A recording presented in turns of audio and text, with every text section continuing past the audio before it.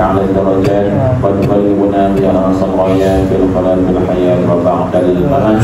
اللهم اغفر لنا ذنوبنا ولوالدينا ولمعلمنا ولإخواننا ولأولادنا ولمشايخ المسلمين والمسلمات والمؤمنين والمؤمنات الأحياء منهم والأموات يا أرحم الراحمين.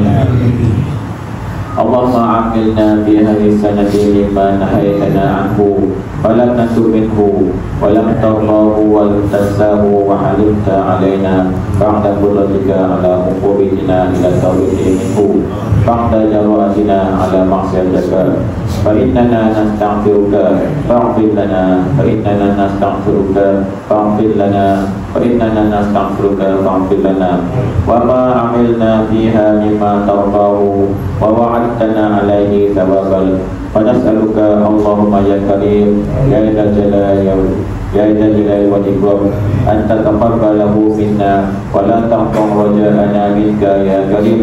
ربنا آتنا في الدنيا حسنة وفي الآخرة حسنة وقنا عذاب النار.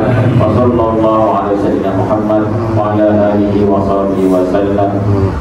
الحمد لله رب العالمين والصلاة والسلام على أشرف الأنبياء والمرسلين سيدنا محمد وعلى آله وصحبه أجمعين.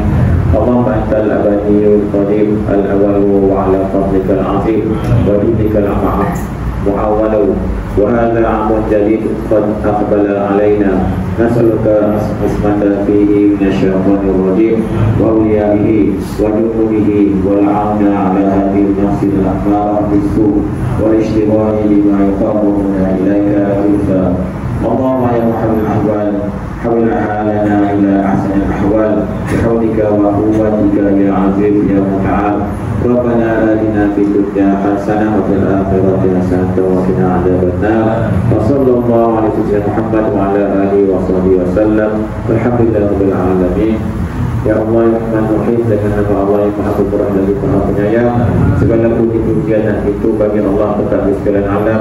Salawat dan salam ke atas mulia-mulia Nabi dan Rasul, yaitu penghulu kami Nabi Muhammad SAW, dan ke atas keluarganya dan para sahabat sekalian. Ya Allah, Engkau lah yang kekal, Qadim lagi azali, dan di atas kelebihan Engkau yang besar dan kemurahan Engkau yang berlimpah, dan ini ada tahun baru yang sesungguhnya telah menyertai kami.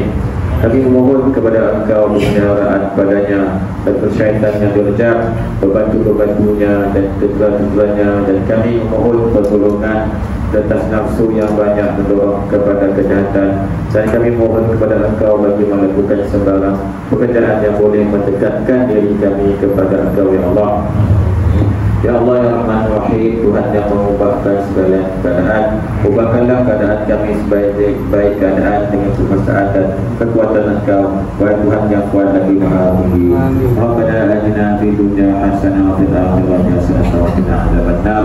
Wa sallallahu ala sayyidina Muhammad wa ala alihi wa sahbihi wasallam. Subhana rabbika rabbil izzati amma yasifun wa salamun ala al-mursalin. Walhamdulillahi rabbil alamin. Taqabbalallahu minkum minna wa minkum ya Allah.